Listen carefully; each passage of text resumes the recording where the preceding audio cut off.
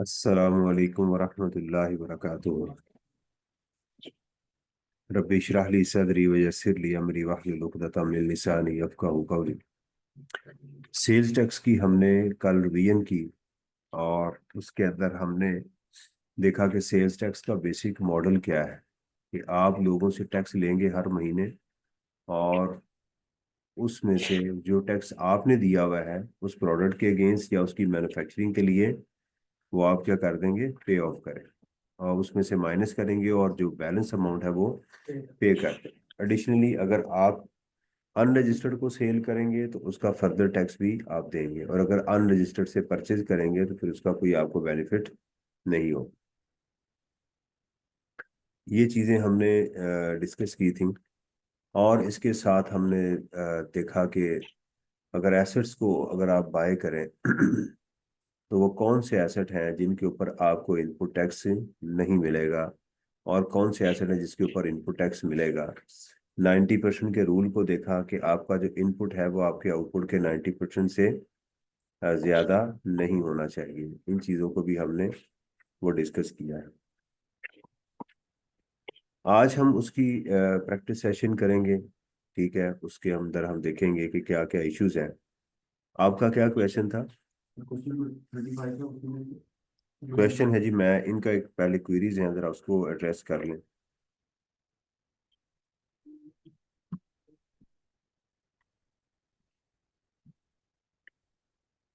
Question number 35 आप बता रहे हैं।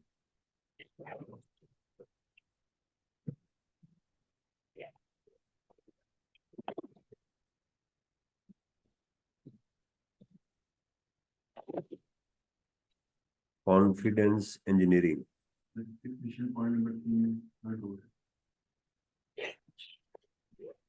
ये ये वाला।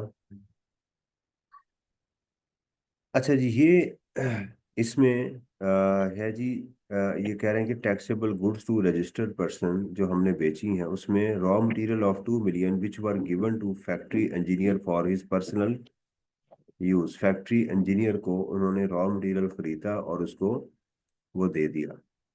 ठीक है, देखें इसके, मैं आपको एक चीज बताता हूँ। लॉ बेसिकली जो इसका बेसिक थीम है ना, वो ये है कि आपने कोई चीज बाय की और खुद यूज कर ली। पेंसिल्स हैं, आपने बाय की और खुद इस्तेमाल कर ली, तो ना इसको हम इनपुट कहेंगे ना इसको आउटपुट कहेंगे। ये बात थोड़ी सी समझने वाली है कि आपने कोई चीज बाय की और खुद आपने उसको इस्तेमाल कर लिया, तो इसको ना हम इनपुट बोलेंगे क्योंकि मैं इसका एंड कंज्यूमर हूँ। मैंने यूज कर ली, अपने एम्प्लॉयज को दे दी, किसी को भी दे दी, तो मैं इसका क्या बन गया हूँ, एंड कंज्यूमर बन गया हूँ। मैं बिजनेस के लिए इस्तेमाल नहीं कर रहा उसे। उसके लिए इसको जो है वो इनपुट आउटपुट की गेम से ये बात निकल जाती है। वालेकुम सलाम। अच्छा, दूसरी बात सुनिएगा कि अगर मैं मैन्युफैक्चरर हूँ, मैं लेड बाय करता हूँ, लकड़ी बाय करता हूँ, बिजली इस्तेमाल होती है, और मैं पेंसिल्स बना लेता हूँ सेल करने के लिए। अब ये जो पेंसिलें मैंने खुद मैन्युफैक्चर की हैं, इसकी लकड़ी के ऊपर, इसके लेड के ऊपर, इसके कलर के ऊपर, इसकी बिजली के ऊपर मैं इनपुट में उसको डाल चुका हुआ। अब लॉ कहता है कि अब जो पेंसिलें तुम इस बेचोगे या खुद इस्तेमाल करोगे, मैं उसको टैक्सेबल एक्टिविटी ही समझूंगा। ये टैक्सेबल एक्टिविटी की डेफिनेशन में चीज शामिल है। फर्क समझ आई? एक है मैंने पेंसिल खरीदी और मैंने इस्तेमाल कर ली, या मैंने अपने बच्चे को दे दी, मैंने अपने एम्प्लॉय को दे दी, खरीदी और आगे मैंने वो दे दी। ये वाला पॉइंट है। ये जो पॉइंट है इन्होंने हाईलाइट किया है कि टैक्सेबल गुड्स जो रजिस्टर्ड पर्सन को हमने बेची हैं उसके अंदर हमने 2 मिलियन की ये चीजें भी पड़ी हुई हैं। वो रॉ मटेरियल था, यानी रॉ मटेरियल से मुराद है कि मेरे लकड़ी थी, फर्ज करें। क्या थी वो लकड़ी मेरे लिए तो रॉ थी।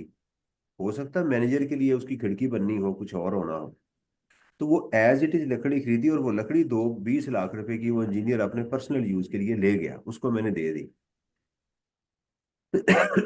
अब इसका क्या होगा? पहली बात तो ये है कि चूंकि मैंने जो चीज खरीदी उसका मैं एंड कंज्यूमर बन गया हूँ, तो ना ये मेरी इनपुट का हिस्सा बननी चाहिए और ना ही मेरी आउटपुट का हिस्सा होनी चाहिए थी। अंडरस्टैंड, दोनों जगह पर नहीं होनी चाहिए थी।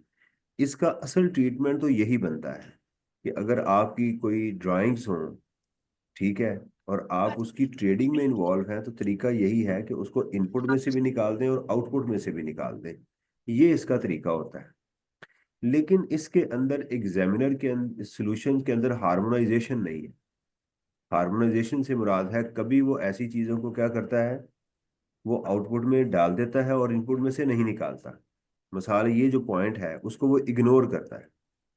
वो कहता है ठीक है, आपने पर्सनल यूज में कोई चीज़ ले आई, ये सेल होनी चाहिए और वो सेल में शामिल भी है, तो इट्स ओके, इसको चलना चाहिए।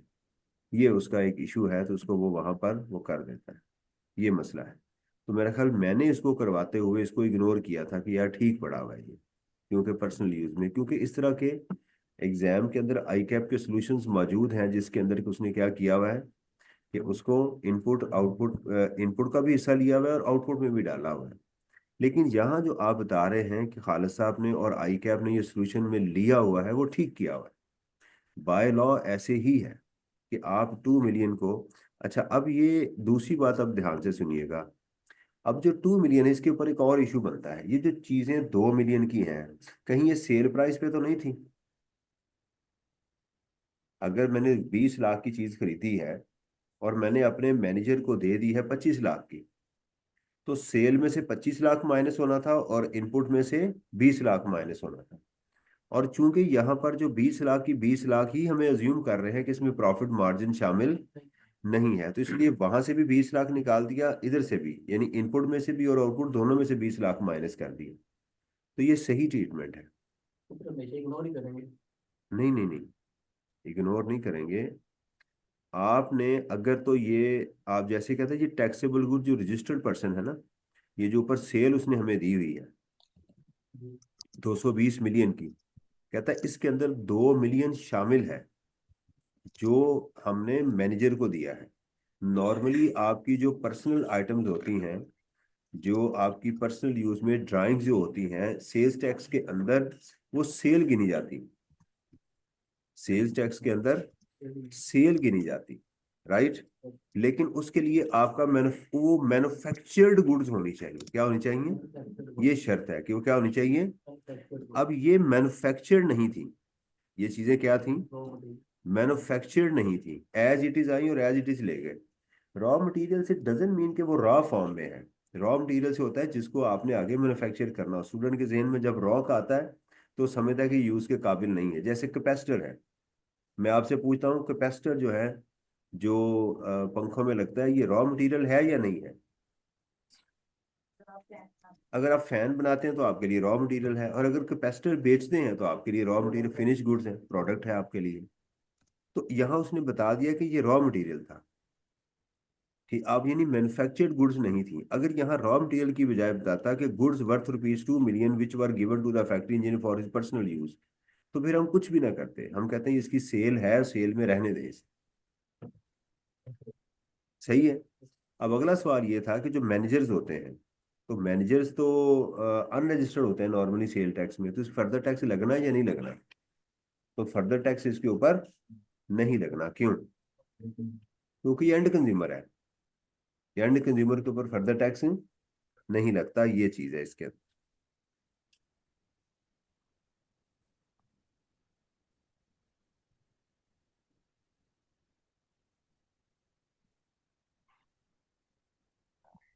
नहीं, इनका सवाल ये है कि अगर हम इसको इनपुट में रहने दें और आउटपुट में ऐड कर दें, ड्राइंग्स जो होती है ना, एज पर डेफिनेशन, आप टैक्सेबल एक्टिविटी की डेफिनेशन जब देखेंगे तो उसके अंदर ये बात लिखी हुई है कि जो पर्सनल यूज के लिए आइटम्स होती हैं वो मैन्युफैक्चर्ड गुड्स जो है, फॉर पर्सनल यूज सप्लाई आती है, ये सप्लाई की डेफिनेशन में आ जाती, सप्लाई या टैक्सेबल एक्टिविटी की डेफिनेशन में चली जाती।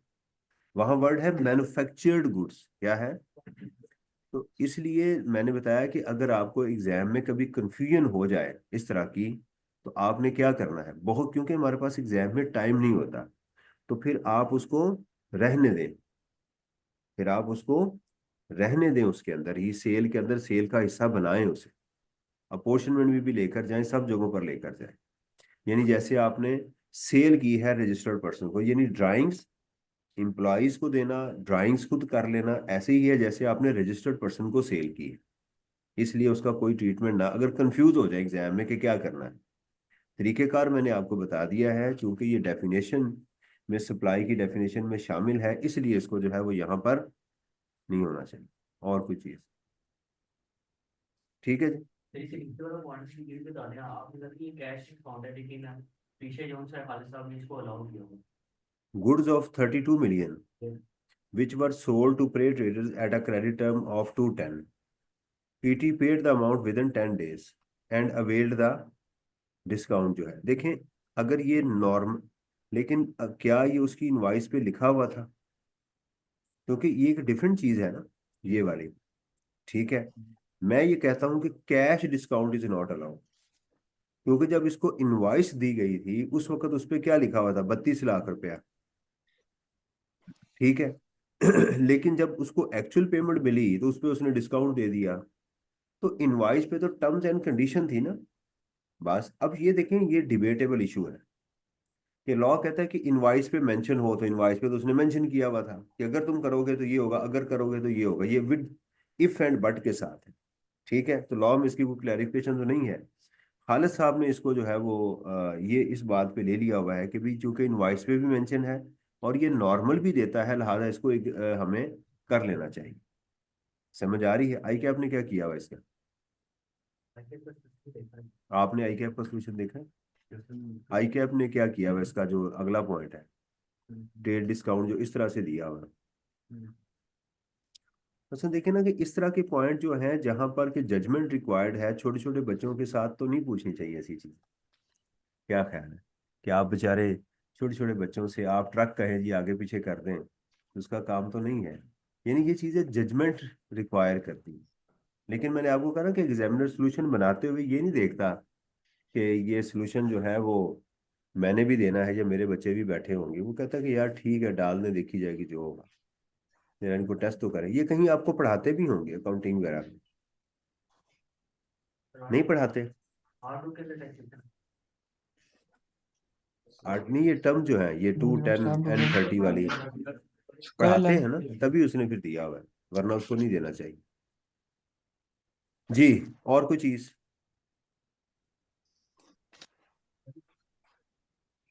जी।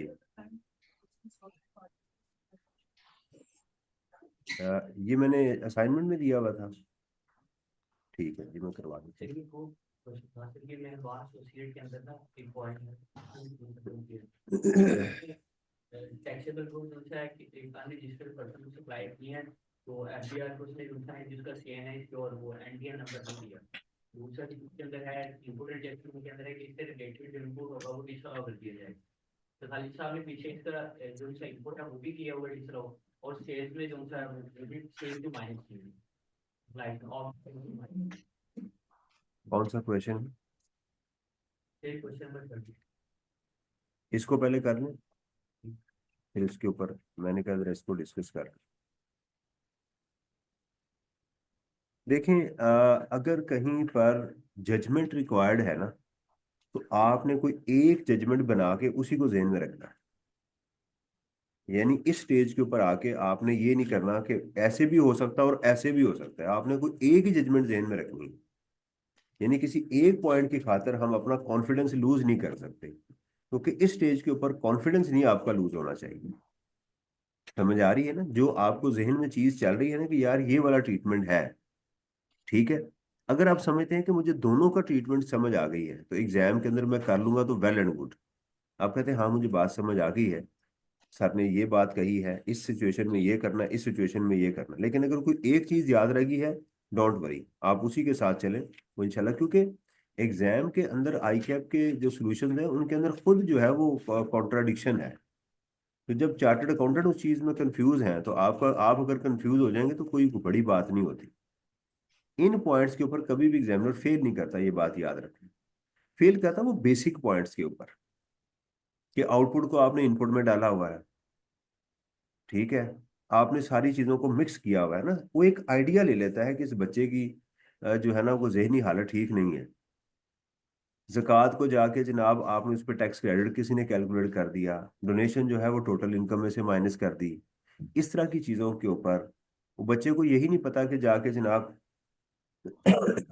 सैलरी टैक्स में डाल दी और टैक्स को सैलरी में ऐड कर दिया कहीं जाके। ठीक है, उसने कहा जी सैलरी पे विथहोल्डिंग टैक्स कटा हुआ है। ठीक है, तो उसने उसको जाके माइनस कहाँ से करना था, एडवांस टैक्स लाइबिलिटी में से। इस तरह की जो ब्लंडर होते हैं ना, उसको वो देखता है। एग्जामिनर सेंस भी बनाता है कि इस बच्चे को आगे भेजना है या नहीं भेजना। उसके उसके जब हम पेपर चेक करते हैं तो उसके अंदर हमें पता चल रहा होता है कि क्या सिचुएशन क्रिएट हो रही है, बच्चे का जो है ना वो मेंटल स्टेट क्या है। सिर्फ हम नंबरों के ऊपर ही नहीं देख रहे होते, ये बात भी याद रखें। हाँ जी। भी मैं करता हूँ नहीं करता, लेकिन बात तो जो है ना जी। अच्छा जी, एक क्वेश्चन है। असल में ये प्रोडक्ट का एक क्वेश्चन है, ए और बी प्रोडक्ट का।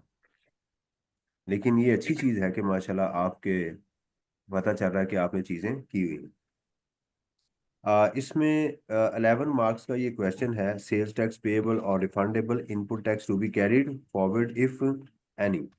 पहले तो आपको ये पता होना चाहिए कि जो पेएबल है ये आएगी आपकी आउटपुट माइनस इनपुट से, और ये जो रिफंड है ये आपका आएगा जीरो रेटेड गुड से। और ये जो कैरी फॉरवर्ड है इसके दो सोर्सेज हैं, या तो इसका 90% का सेक्शन 8B, या फिक्स एसेट की वजह से ये कैरी फॉरवर्ड आएगा। तो सबसे पहले जो चीजें उसने मांगी है आपको पता होनी चाहिए कि ये जो मेरे से चीज मांग रहा है इसका टेम्पलेट क्या है, मैंने यहाँ पहुंचना कैसे है, ये सबसे ज्यादा इंपॉर्टेंट चीज होती है।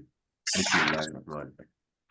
Miss Z is registered under the Sales Tax Act as a gain in the manufacture and supply of product A and B. ये देखें, ये क्वेश्चन आपको बहुत कम मिला है कि उसने प्रोडक्ट की डिटेल दी हो। नॉर्मली आपको क्या डेटा मिलता है, नॉर्मली आपको जो डेटा मिलता है वो बताया जाता है कि ये गुड्स टैक्सेबल ये हैं, एग्जेम्प्ट ये हैं, इस तरह का डेटा आपको प्रोवाइड किया जाता है।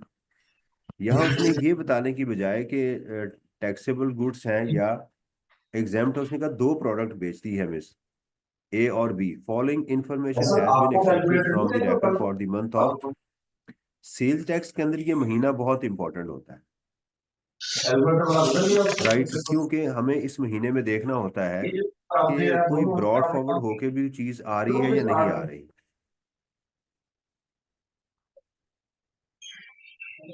इन दोनों में से किसका आपके टेम्पलेट है? ये दोनों फर्स्ट टाइम मेरे पास है।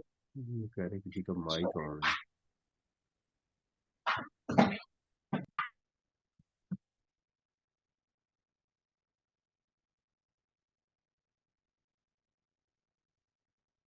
असल में मेरे पास वो नहीं है ना, सुनने वाली ताकत नहीं है, ये सिर्फ बोलने वाला है मेरे पास, तो मुझे नहीं पता चल रहा होता।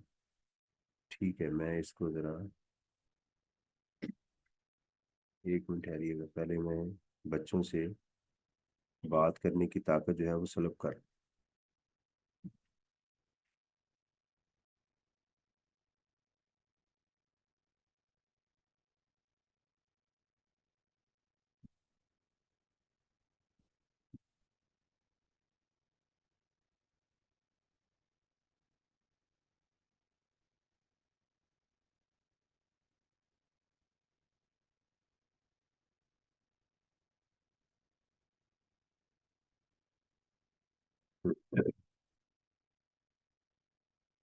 जी, तो अब देखिएगा जी, हमारे पास स्क्रीन मेरा ख्याल शेयर होगी आप लोगों के साथ। कहता है जी product local supplies, product A की और बी की, export to Thailand, export to Thailand, ये उसने एक्सपोर्ट कर दी। तो ये फिफ्थ शेड्यूल में आ गई एक्सपोर्ट, ये हमारी किस में चली गई, फिफ्थ शेड्यूल के अंदर ये हमारी चली गई। Purchase of local material from registered person unregistered person, इसको तो हम लेंगे, इसको इग्नोर कर दें। सही है। अच्छा, मैं ज्यादा क्वेश्चन करवा सकता हूँ अगर मैं सोल्यूशन ना करवाऊँ और आपको ये दिखाता जाऊँ मैं, है, सिर्फ मैं आपको ये चीज दिखा के साथ सोल्यूशन के अंदर हम इसको वो लेके चलें। करवा देता हूँ, करवा देता हूँ। Product A is exempt from the charge of sales tax. ये प्रोडक्ट क्या है, ये एग्जाम्प्ट है। अब ये ध्यान से देखिएगा, ये प्रोडक्ट क्या है, एग्जाम्प्ट है। ठीक।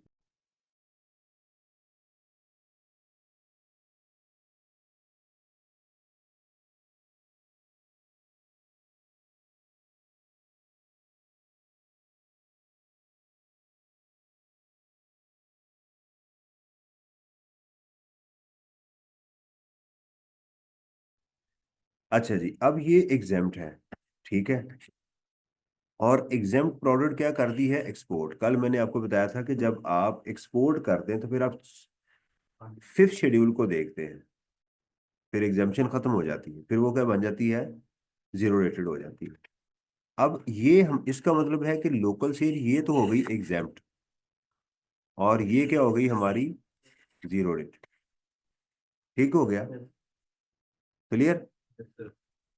Sales tax credit brought forward, ये इसका क्या बताया था मैंने आपको ब्रॉड फॉरवर्ड का? कि ये हमारे क्वेश्चन में जाता है, ये वर्किंग में नहीं जाता।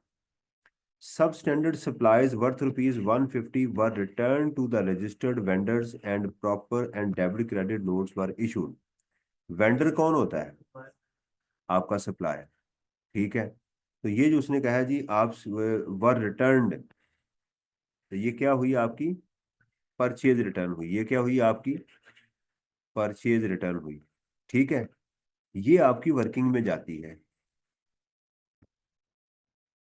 जो आपकी सेज रिटर्न हो, ये कहाँ जाती है आपकी?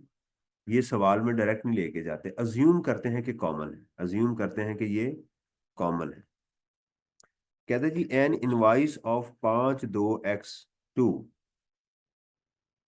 Amounting to rupees 10। अब हम कहाँ पर हैं? 8वें महीने में, और इनवाइस कौन सी है? दूसरे महीने की। Amounting rupees 1 lakh had not been claimed inadvertently. ठीक है। This oversight was detected in the month of August. तो इसका तरीकेकार क्या होता है? 6 माह। तो आप जिस महीने से आपने आगे जाना है उसको काट निकाल दें, उससे आगे 6 माह गिन लें। ठीक है ना? क्या करना? उससे आगे 6 माह गिन लें। 180 डेज का ये रूल नहीं है पेमेंट का। वहां नहीं इस महीने को निकाल के 180 डेज गिनने शुरू कर देना। ये सिर्फ इनवाइस का है। तो फेब की इनवाइस थी ना, अब आ गई 3, 4, 5, 6, 7 और 8, ये आखिरी महीना था। ठीक है। अब ये जो इनवाइस, इसका मतलब यस, इसका हमें इनपुट क्लेम कर चाहिए। इनपुट की बात है। अब जाएगा कहाँ? क्योंकि हमारे क्वेश्चन में क्या होता है, एक वर्किंग 1 होती है, एक वर्किंग 2 होती है अगर अपॉर्चुनिमेंट करनी हो, और एक क्वेश्चन होता है आउटपुट, और एक होता है इनपुट। अब ये वाली बात कहाँ जाएगी? पहली बात देखी जाती है हमेशा, क्या ये ऊपर जो डेटा है उसमें ये शामिल है या नहीं है। सबसे पहले देखा जाएगा कि ये क्या चीज है, ये इनपुट है। तो ये इनपुट कहाँ पड़ी हुई है? क्या ये ऊपर जो डेटा मुझे गिवन है उसके अंदर शामिल है? The answer is no. क्योंकि उसने यहाँ कहीं नहीं बताया कि ये इंक्लूडेड है, ना ये यहाँ बता रहा है। तो इसका मतलब ये है कि ये एडिशनल इंफॉर्मेशन है, in addition to the data given above, उसके एडिशन में है 1 लाख रुपए की। तो अब इसको जो ऐसी ब्रॉड फॉरवर्ड होके इनवाइसेस आती है, हम उन डायरेक्ट क्वेश्चन में नहीं लेकर जाते, डायरेक्ट क्वेश्चन में लेकर नहीं जाते। इसका मतलब ये है कि जब हम अपनी कॉमन इनपुट टैक्स कैलकुलेट करेंगे तो उसको वहां पर लेकर जाएंगे। आपकी वर्किंग 1 क्या होती है? Common input tax. और ये क्या होती है? इसकी अपोर्शनमेंट। ऐसे ही होता है ना? मैं इसलिए अपोर्शनमेंट की बात कर रहा हूँ क्योंकि ऊपर जो सेल है वो डाइवर्सिफाइड है। अब देखिएगा, जो प्रोडक्ट बी है ये तो टैक्सेबल थी ना, तो प्रोडक्ट बी के अंदर ये जो लोकल सेल है ये हो गई टैक्सेबल, और ये क्या हो गई? Zero rated. ठीक है। तो आप देखें तो हमारे पास 3 तरह की प्रोडक्ट्स आ गई। अगर आप देखें टैक्सेबल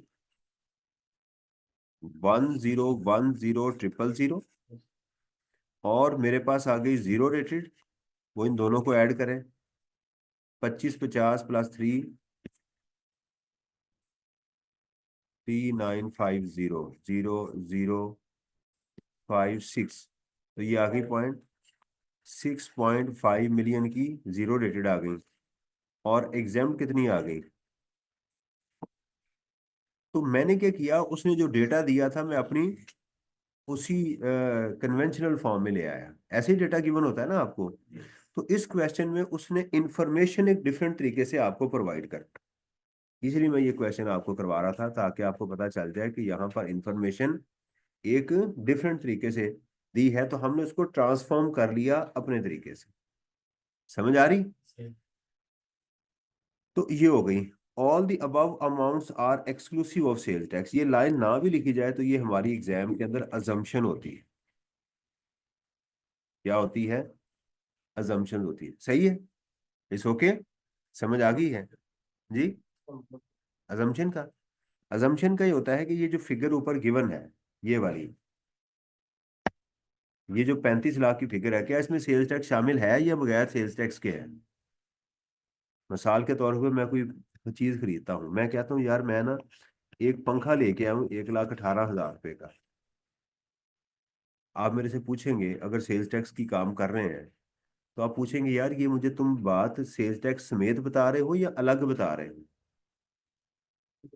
तो आप कहते हैं कि ये सेल्स टैक्स इसमें शामिल है। तो फिर आप इसमें से सेल्स टैक्स कैसे माइनस करोगे? आप लिखोगे 0.18, 1.18, फिर इसका 18,000 रुपया सेल्स टैक्स आएगा। मैं कहता हूँ एक पंखा मैंने खरीदा है 1 लाख रुपए का, आप कहते हैं इसमें सेल्स टैक्स शामिल है, आप कहते हैं नहीं। तो फिर मैं सेल्स टैक्स यहाँ से कैसे कैलकुलेट करूंगा? 0.18, फिर मेरी ये वैल्यू आएगी। तो इसलिए अगर एग्जाम में ये बात ना बताई जाए तो ये बात अज्यूम की जाएगी कि जितनी फिगर मुझे एग्जामिनर बता रहा है इसमें सेल्स टैक्स शामिल, अनलेस कि वो कहे, जैसे मिसाल के तौर के ऊपर ये उसने कहा जी sales tax credit brought forward, इसको नहीं आपने 18% से मल्टीप्लाई करना। क्यों? क्योंकि ये वो कह रहा है कि ये सेल्स टैक्स है, वो खुद बता रहा है कि ये सेल्स टैक्स है। तो जब उसने बता दिया है कि ये सेल्स टैक्स है, तो फिर वहां तो बेवकूफ़ी है कि आप उसको 18% से मल्टीप्लाई कर रहे हो। समझ आ रही है? तो इससे हमें इंफॉर्मेशन को पढ़ने का भी अंदाजा हुआ है कि इंफॉर्मेशन को पढ़ा कैसे जाता है। ओके?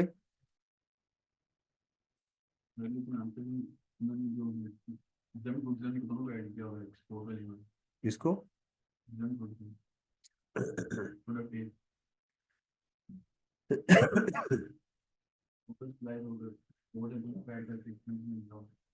मैं उसकी वजह बताता हूँ, पहले मुझे अपने तरीके से कर लेने दें। ठीक है ना? डिफरेंस ऑफ ओपिनियन हो सकता है ना। नोट, हाँ, अब समझ आई। हाय,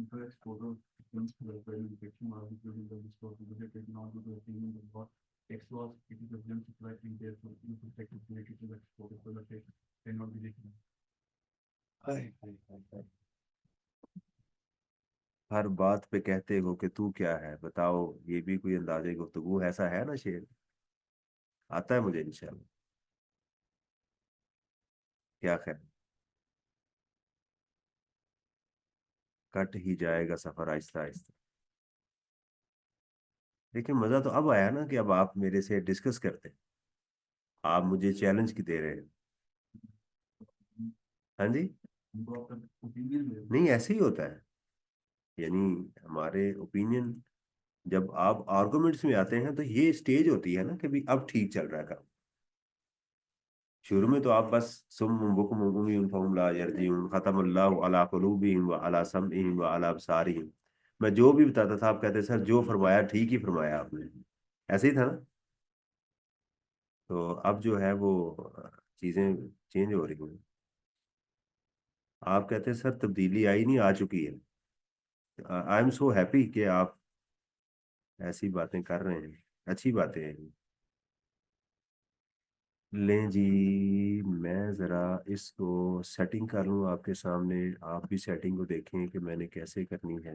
मैंने इसको पहले कॉमा लगाना है, फिर मैंने इसको ऐसे करना है, फिर मैंने यहाँ एक नेगेटिव की अमाउंट लिखनी है, और फिर नेगेटिव की अमाउंट को जाके मैंने होम पे जाना है, फिर मैंने इसकी फॉर्मेटिंग में जाना है, फिर मैंने यहाँ पर जाके इसको नेगेटिव करने की कोशिश करनी है।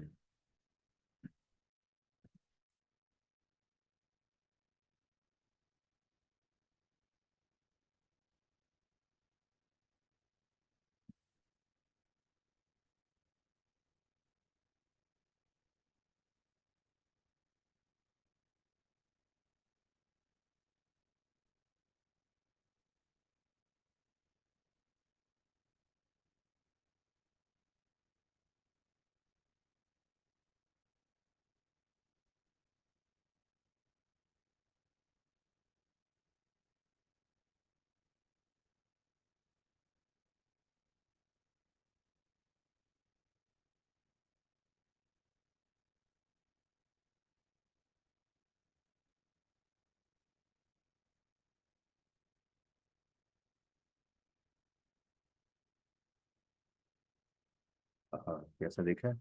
मैंने क्या किया, मैंने पूरी शीट के ऊपर कॉमा को नेगेटिव कर, अब मुझे शीट ढूंढनी पड़ेगी, मैं हूँ कहाँ पे, मैं यहाँ पर। ठीक है जी, तो चलते हैं हम क्वेश्चन नंबर 14 के ऊपर। तो अब क्वेश्चन 14 के ऊपर जाके सबसे पहली चीज हमने ये देखा कि हमारे पास जो प्रोडक्ट्स हैं, अगर आप इजाजत दें तो ये, इसको मैं अब जो अपनी मेरी मार्किंग है कैंसिल कर दूं या नहीं? आप ना भी करते, मैंने फिर भी करनी थी। हाँ, इसीलिए मैंने कहा कि मैं जरा इसको, इसका आसान तरीका पता क्या है, इसको मैं बंद करूं, इसको करूं बंद, और इसे कहूँ मत सेव करो प्लीज, थैंक यू, और फिर जाके मैं इस फाइल को खोलूं और कहूँ वहां चलो जहाँ पहले था, है ना? इसको कहते हैं सेंस, शायद कॉमन भी सही कहते हैं। ठीक है जी, और इसको मैं इधर कर लूँ और सेल्स टैक्स की शीट को इधर कर लूँ। ये मेरा स्टाइल आपको कैसा लगता है? दोनों शीटें नजर आ रही हैं?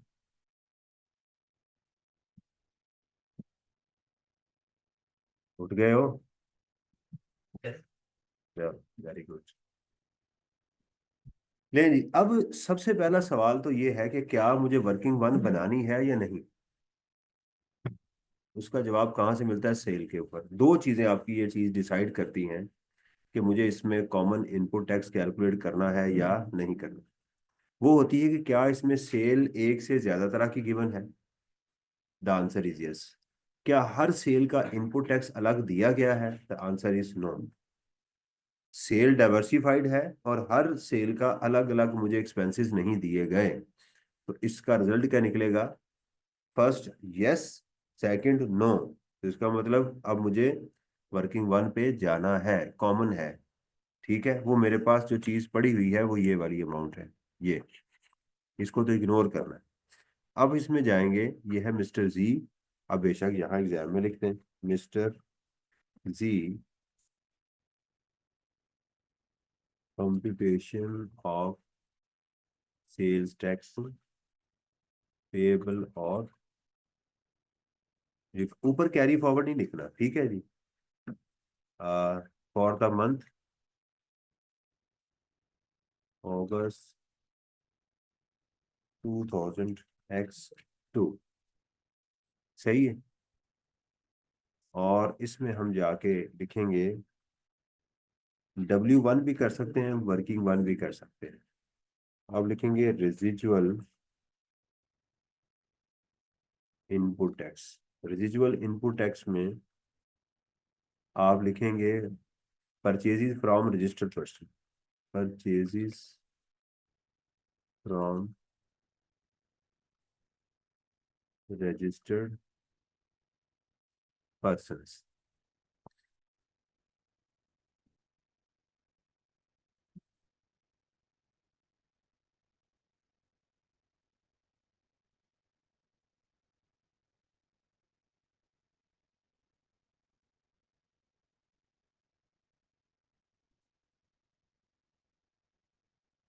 और इसके आगे, अच्छा, इसके दो तरीके हैं कि पहले परचेजेस को सेट कर सकते हैं हम, फिर उसका 18% ले सकते हैं, या डायरेक्ट 18% के साथ भी आप कर सकते हैं। दोनों ऑप्शंस मौजूद होती हैं। तो हम इसको यहीं पर ही 6 मिलियन इंटू 18% ऐसे भी किया जा सकता है, कोई इशू नहीं है। तो इंटू 0.18 इसके ऊपर आप रुपीस पूरे लिख दें। अब इसके साथ नीचे उसने इनपुट की एक हमें इंफॉर्मेशन दी थी, सेल्स टैक्स ब्रॉड फॉरवर्ड। मैं इसके साथ लिख देता हूं कि ये मेरा इनपुट है।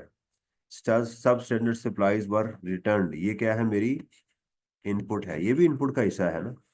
और इनवाइस जो थी नॉट क्लेम्ड, ये मेरी आउटपुट का हिस्सा है, ऐसे ही है ना। तो सबसे पहले मैं इसमें करता हूँ less sales return. Less sales return, sorry purchase return, purchases return.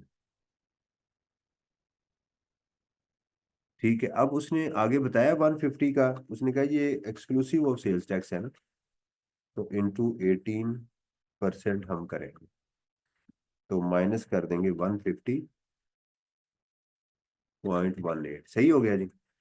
तो मेरा ये पॉइंट एग्जाम में जो पॉइंट हो जाएगा आप उसको टिक कर लेंगे कि ये मैंने कर लिया है। और अगर उसका कोई फर्दर ट्रीटमेंट हो तो उसके आगे लिखते हैं कि इसका मैंने आगे एक ट्रीटमेंट और करना है। Sales tax brought forward input में जाएगा, अभी नहीं जाएगा। प्रोडक्ट ए जो है उसको देखते हैं, ये इनवाइस मेरी कहाँ जाएगी, आउटपुट का हिस्सा बनेगी। अब हम, हमारे पास इसके अलावा तो कोई चीज़ नहीं है, कोई एसेट भी नहीं है, तो हम इसका टोटल कर लें और इस टोटल को हम क्या करेंगे, आप साथ साथ प्लीज करते जाएं ताकि आप समझें ये फाइनल की ही तैयारी हो रही है प्लीज। ठीक है ना, इसको लाइट ना ले। ठीक हो गया, यहाँ तक आगे सारे मैंने इनपुट कैलकुलेट कर लिया और मैंने इस अमाउंट को भी ले लिया। हाँ, ये मुझे एग्जाम में लिखनी है क्योंकि एग्जामिनर कहता है show all relevant exemption and disallowances, तो मुझे ये यहाँ पर लाइन लिखनी चाहिए, परचेजेस फ्रॉम अनरजिस्टर्ड पर्सन्स, वो है 850, और यहाँ जीरो करते हैं। ठीक है जी। ये तो मैंने इस लाइन को भी यूज कर लिया, इसको भी टिक कर दिया, इसको भी टिक कर दिया। ये होती है टाइम मैनेजमेंट, ताकि बार बार मुझे इंफॉर्मेशन ना पढ़नी पड़े और चीजें प्रिसीजन लेवल तक जा रही हूँ। ये जो टिक्स लगा रहे होते हैं ना साथ, ये उसके लिए होता है कि आपको वो ना हो। अब चलते हैं हम इसकी अपॉर्चुनिमेंट के ऊपर, तो वर्किंग टू आ जाएगी।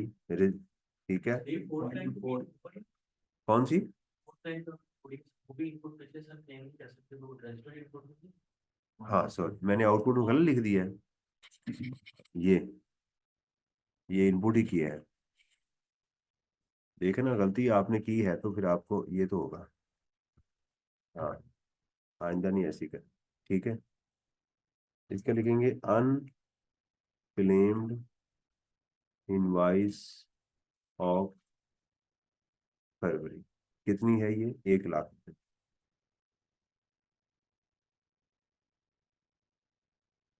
18%।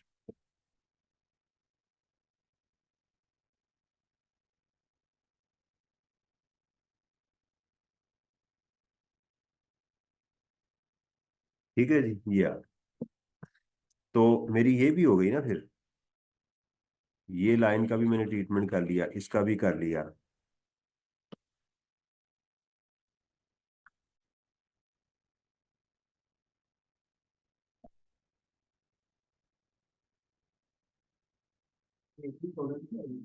हम्म 18,000। एक जीरो ज्यादा लग गया, आपने तो 18 लिखा है ना, बस ठीक है जी। अच्छा जी, आगे आएगा जी अपॉर्शनमेंट।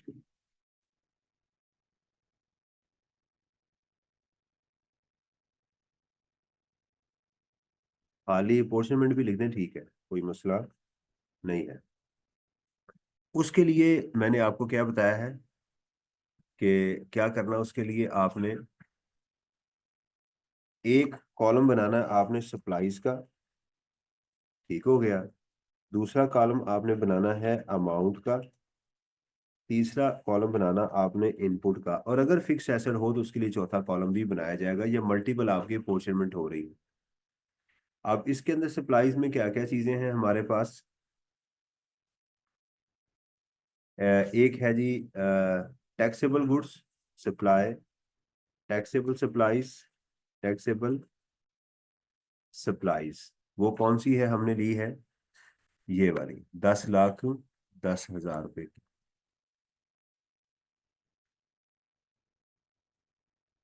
ये आ गई।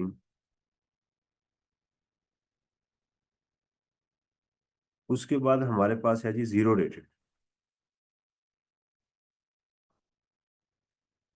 ठीक है, अब जीरो रेटेड जो गुड्स है ना, वो कहता है जी, वो मैं इसको क्या कर रहा हूँ, 2550 प्लस 3950, ये मैं कह रहा हूँ कि मेरी जो एक्सपोर्ट हुई है दोनों, वो क्या है, जीरो रेटेड।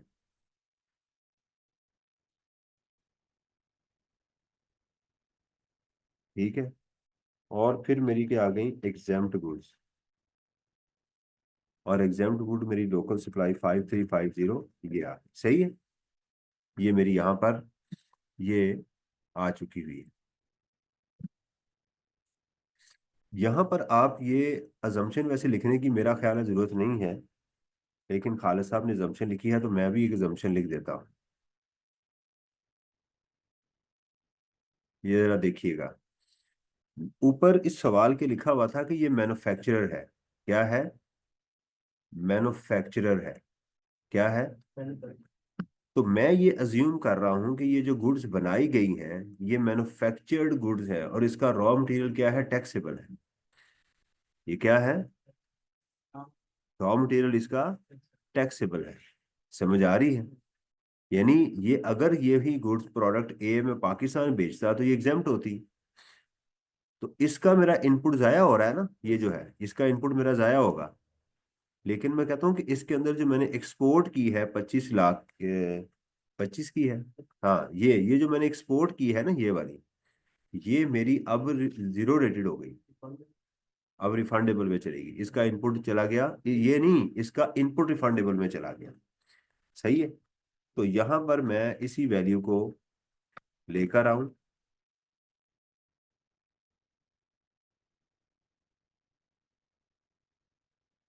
अब इसका तरीकेकार क्या है, मैंने आपको दो तरीके हैं। एक तो ये है कि आप इसके अंदर एक परसेंटेज वाला कॉलम बना लें। ठीक है। आप यहां पर परसेंटेज वाला कॉलम बना लें।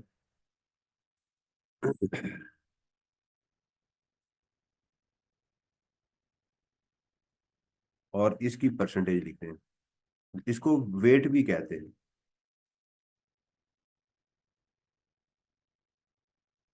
ये तो हमने कहा कि इसके अंदर जो टैक्सेबल सप्लाईज है वो 7.85% है।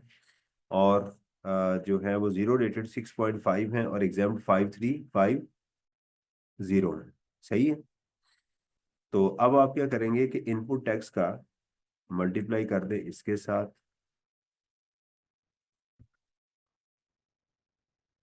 लेकिन ये आपको एग्जाम पे कंडीशनल वर्किंग बना देगा।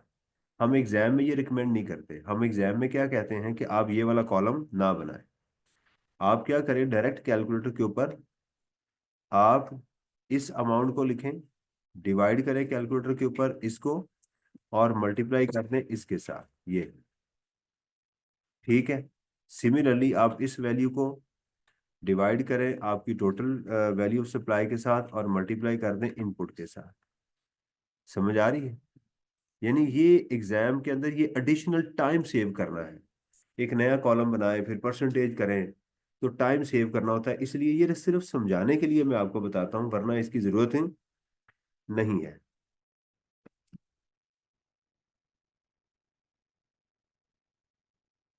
ये प्रोडक्ट बी इज एग्जेम्प्ट, ये कहाँ लिखा है, सवाल किसी ने किया है।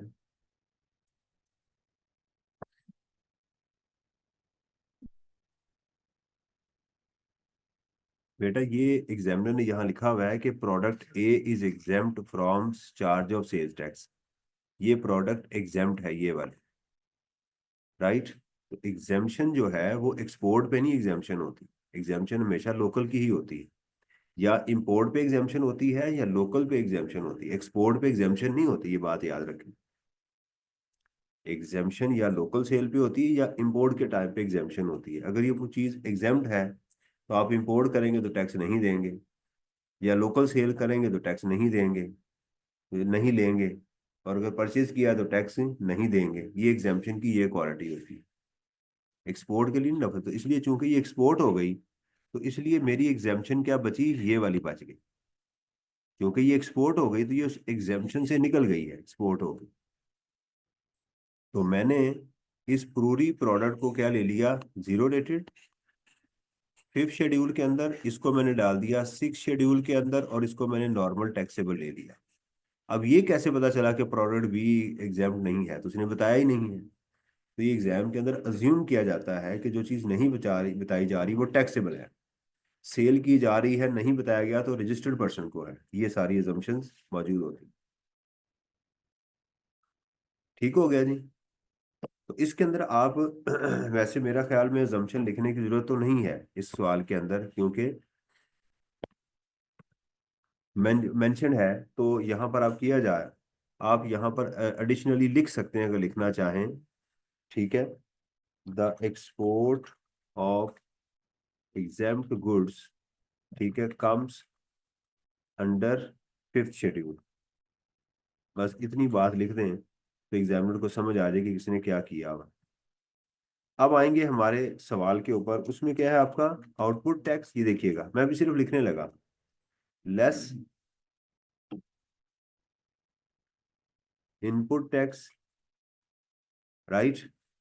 तो इसमें पहला क्या आएगा, पहला आपका आएगा ब्रॉड फॉरवर्ड, या बाद में लिखते हैं ब्रॉड फॉरवर्ड। फिर क्या आएगा, रिजिजुअल, राइट। और 90%, मैं टेम्पलेट बना रहा हूँ, 90% ऑफ आउटपुट टैक्स। हाँ जी, नहीं मैं अभी लिख रहा हूँ ना, अभी तो मैं आप बच्चों को बता रहा हूँ ना, छोटे छोटे बच्चे हैं सारे ही, लिख रहा हूँ 90%। ठीक है, और फिर उसमें क्या करेंगे, लेस फिक्स एसेट का इनपुट टैक्स। पेपर में लिखना नहीं है, सिर्फ आपको बता रहा हूँ। Input fix tax on fix tax input tax, सही है। फिर नीचे अगर कोई ब्रॉड फॉरवर्ड होगा तो वो भी हम लेकर चलें। अब सबसे पहले तो हमारे पास आ गया जी आउटपुट टैक्स। आउटपुट टैक्स में यही सारी चीजें आपने दोबारा, ये जो लाइन है ना तीनों, यही आपने दोबारा यहां लिखनी है। ठीक है, क्लियर। और यही सारी अमाउंट आपने दोबारा यहां लिखनी है, यानी कि एक कॉलम रेप्लिकेट होगा यहां पर आके कि खास कर कोई एडजस्टमेंट ना आ जाए। ठीक है,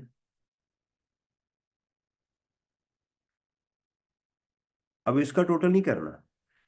पहले कॉलम में याद रखें कि यहां पर इसकी परसेंटेज नहीं लेनी, यहां पर इसको खाली नहीं छोड़ना। अब इसकी यहां पर क्या लेंगे आप, परसेंटेज लेंगे। डायरेक्ट लिख दें उसके साथ, या वैसे आप करना चाहते हैं। तो पहले क्या होगी हमारा 18%, ये हो गई हमारी 0%। ये आप डिलीट कर दें क्योंकि ये एग्जाम्प्ट है, तो ये भी जीरो हो गई। तो हमारा आउटपुट कितना हो गया, कुछ सेल्स रिटर्न तो नहीं है क्वेश्चन में, यहाँ सोचा जरूर करें। सेल्स रिटर्न बहरहाल ऊपर ही आ जाएगी, ऊपर भी सेल्स रिटर्न आ जाएगी इसके अंदर।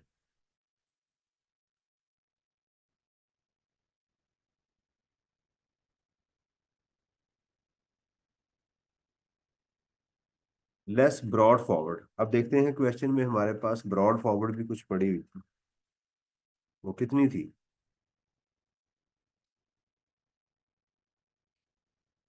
25 टू 500। ठीक है, 25 टू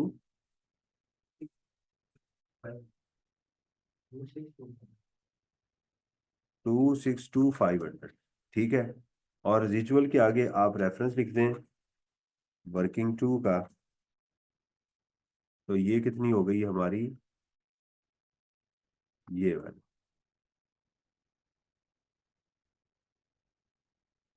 तो आपकी टोटल जो है,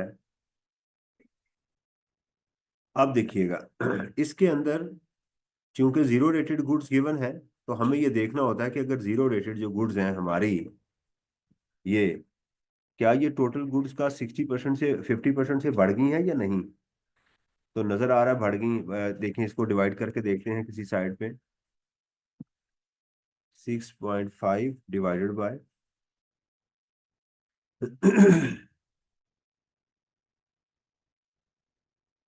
ये देखें बढ़ गई है ना। तो लिहाजा अब यहाँ पर जो है ये 90% का रूल अप्लाई नहीं होगा। अब ये सारी की सारी हमारी इनपुट बन जाएगी। ठीक है, ये लॉ में लिखा हुआ है, ये लॉ में लिखा हुआ है कि अगर किसी शख्स की किसी महीने में जो जीरो रेटेड गुड्स हैं वो 50% से बढ़ जाए तो वहां पर 90% का रूल अप्लाई नहीं। नहीं होगा। हाँ जी, 107 से लिया, क्या 107 आपने लेना, 8211। जब तक आप चाय नहीं पिएंगे आप ठीक नहीं होंगे। ये था, ये हमारा रिफंड में चला जाएगा। ये आपका ये आपका इनपुट बन गया, ये आपका रिफंड में चला जाएगा और ये आपका जाया हो जाएगा। ठीक है। कल मैंने बताया था कि अगर किसी शख्स की, किसी टैक्स पेयर की zero rated supplies total taxable goods का 50% से बढ़ जाए, नहीं, एक मिनट, मैं यहाँ भी ये गलती कर रहा हूँ, बहुत ज्यादा आप गलतियां करी जा रहे हैं आज। आपकी जो टैक्सेबल सप्लाईज हैं पहले देखिएगा वो ये है, और आपकी टैक्सेबल सप्लाई ये है। तो टोटल आपकी गुड्स कितनी हो गई टैक्सेबल? 75 लाख। इसमें से देखा जाएगा कि आपकी जो जीरो रेटेड गुड्स हैं वो कितनी है।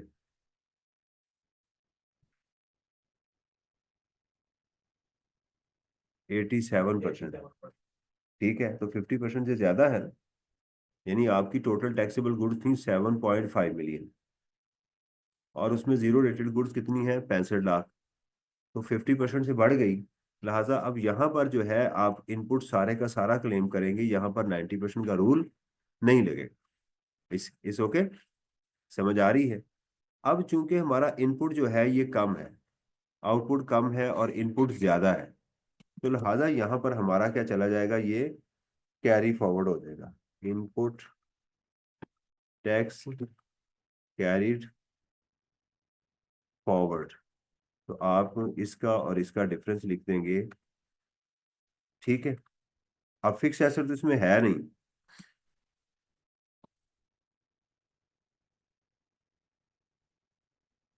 ये बेटा लॉ में लिखा हुआ है कि आपका जो, ये पूछ रहे हैं कि इसका पॉइंट को जरा दोबारा बता दें। लॉ में लिखा हुआ है कि आपका जो इनपुट टैक्स है ये वाली अमाउंट, ये आपके आउटपुट के 90% से ज्यादा नहीं होनी चाहिए, आपके 90% से ज्यादा नहीं होनी चाहिए। राइट, ये रूल है। अगर ज्यादा होगी तो आपकी जो 90% है वही आपको इनपुट मिलेगा। मिसाल के तौर के ऊपर आपका आउटपुट है लेट्स सपोज के 100 रुपया, आप कह रहे हैं जी मेरा इनपुट जो है वो है 200 रुपया। लॉ कहता है कि आपका आउट इनपुट आपके आउटपुट के 90%, यानी 90 से ज्यादा नहीं होना चाहिए। मैं मिसाल दे रहा हूँ। तो आप कहते हैं कि मेरा एक्चुअल तो ये था लेकिन इसका 90% क्या है? 90। तो आप फिर 90 माइनस कर लेंगे, 10 रुपये गवर्नमेंट को जमा करवाएंगे। तो ये जो आपका डिफरेंस था जो अनक्लेम्ड पड़ा हुआ है, जो अभी तक इस महीने क्लेम करना था नहीं कर सके, 110 रुपये, ये कैरी फॉरवर्ड करके अगले महीने में ले जाएंगे। जैसे ये देखें आपका ब्रॉड फॉरवर्ड होके पिछले महीने से आया हुआ है। ये बात समझ आ गई? लेकिन लॉ ने इसकी एक्सेप्शन दी है कि वो टैक्स पेयर अगर किसी की zero rated supplies taxable supplies का, ये टोटल टैक्सेबल सप्लाईज ये तो एग्जाम्प्ट हो गई ना, अगर वो 50% से ज्यादा हो जाए तो उस महीने उसके ऊपर ये वाला 90% का रूल अप्लाई नहीं होगा। तो चूंकि हमारी जो लोकल टैक्सेबल सप्लाईज हैं वो ये है, जीरो रेटेड ये है, तो टोटल टैक्सेबल सप्लाईज ये आ गई। जीरो रेटेड गुड्स टैक्सेबल होती हैं, तो हमारी जो जीरो रेटेड गुड्स हैं वो टोटल टैक्सेबल सप्लाईज का 87% हो गई। तो हम इस बात पे आ गए कि इस टैक्स पेयर के ऊपर अब 90% का रूल अप्लाई नहीं होगा, ये जितना भी है इनपुट सारा क्लेम कर लेगा। तो इसने क्या किया कि सारे का सारा इनपुट क्लेम कर लिया, उसकी वजह से फिर नेगेटिव अमाउंट आ गई। तो ये क्या हो गई? कैरिड फॉरवर्ड हो गई। इसी तरह ये अगले महीने में जाके ये ब्रॉड फॉरवर्ड हो जाएगी।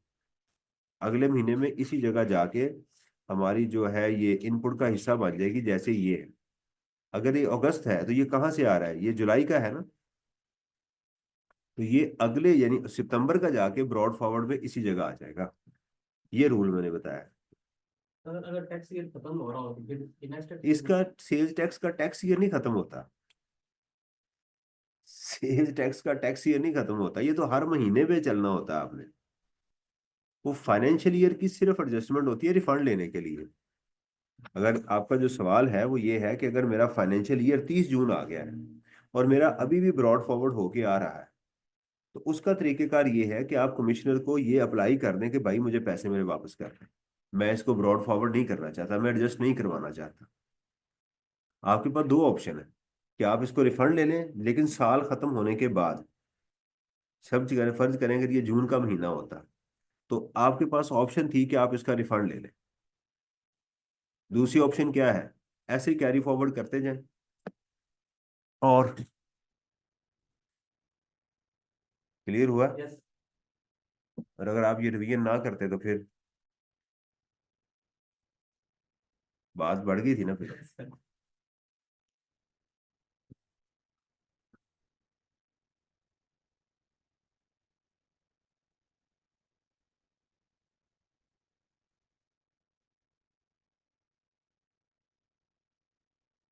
ओके। अब दूसरी चीज क्या थी कि अब देखिएगा कि क्या इसमें अगला सोच, अभी क्वेश्चन को छोड़ना नहीं है, सोचना है। जी बेटा, ऑनलाइन किसी ने सवाल पूछा था, समझ आ गई आपको? उमर, अब क्या इसमें अनरजिस्टर्ड को सेल है? जी बताएं, अनरजिस्टर्ड को सेल है? नहीं है। इसका मतलब यहाँ पर फर्दर टैक्स भी नहीं आएगा। क्या ये इसके अंदर वो है? सर 50। अवैस बेटा, ये किताब में लिखा हुआ है 90% का, मैं आपको पढ़ा देता हूँ।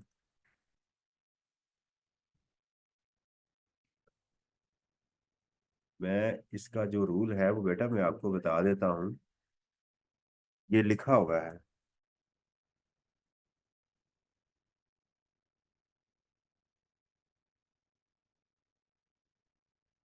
ये है बेटा, किताब का पेज नंबर बता दें। प्यारा है आपका किताब का, खालिद साहब की बुक का 2.14, restriction of input tax. Right, ये उसकी नीचे एक 5। खालिद साहब की बुक का नई किताब का बताइएगा। 542 के ऊपर ये बात लिखी हुई है कि आपकी, अगर ये देखें पॉइंट नंबर 5, एक्सेप्शनल। एक्सेप्शन कहाँ कहाँ पर ये वाला रूल नहीं लगेगा। Person making zero rated supplies provided value of such supply exceed 50% of the value of all taxable supply during the tax period। इसी तरह ऊपर लिखा हुआ है कमर्शियल इंपोर्ट। अगर उसकी कमर्शियल इंपोर्ट जिसके ऊपर उसने वैल्यू एडिशन टैक्स दिया हुआ है, उसकी भी ये बात कर रहा है कि अगर वो 50% से एक्सीड कर जाए उसके ऊपर भी नहीं लगेगा। नीचे रिटेल गुड्स की छठे पॉइंट में बात कर रहा है। डिस्ट्रीब्यूटर अगर ऊपर लिख दिया जाए फिर भी आप 90% का रूल अप्लाई बगैर किसी वजह के नहीं लगाएंगे आप एग्जाम के अंदर, ये दिखेगा। अगर आपकी रिटेल गुड्स है, आप रिटेल गुड्स को डिवाइड कर दें टोटल टैक्सेबल सप्लाईज के ऊपर और मल्टीप्लाई करें 100, अगर ये आपका आंसर 80% से बढ़ जाए उस महीने आप फिर भी 90% का रूल नहीं लगाए। सही है। और यहाँ पर क्या है, जैसे मैंने अभी किया, आपकी zero rated supplies divide by taxable supplies multiplied by 100, अगर ये 50% से बढ़ जाए तो नहीं लगेगा। इसी तरह आपकी commercial import divided by total taxable purchases multiplied by 100, अगर ये आंसर 50% से बढ़ जाए फिर भी ये रूल अप्लाई नहीं होगा। और मेरे लायक कोई रुकम।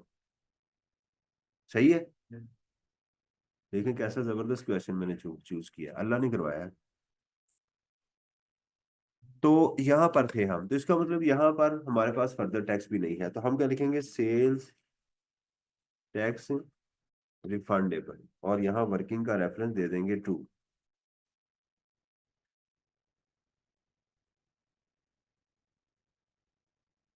ये हमारी रिफंड में आ गई। सही है। ये क्वेश्चन कंप्लीट हो गया। इसमें पेएबल 0 आ रहा है, बल्कि कैरी फॉरवर्ड हो रहा है। ये था जी क्वेश्चन, इसमें कोई और चीज हो तो बता दें।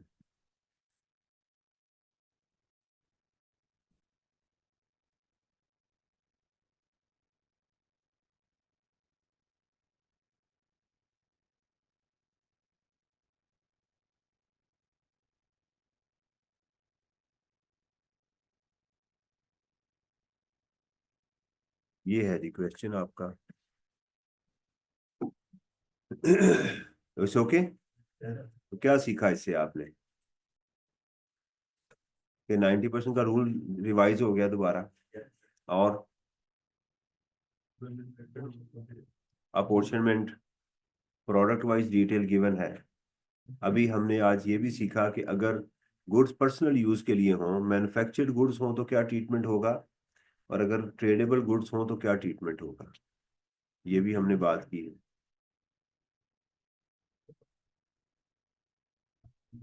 ठीक है।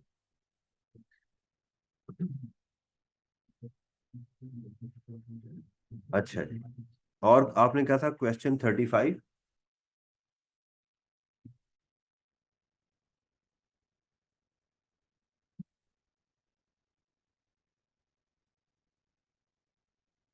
आपकी शर्त पूरी होगी, एक क्वेश्चन करवा दिया मैंने। क्या नाम है आपका? इनाम। अच्छा जी, क्वेश्चन 35 देखिएगा, इसको डिस्कस करके फिर इसका देखते हैं कि इसका क्या सोल्यूशन है।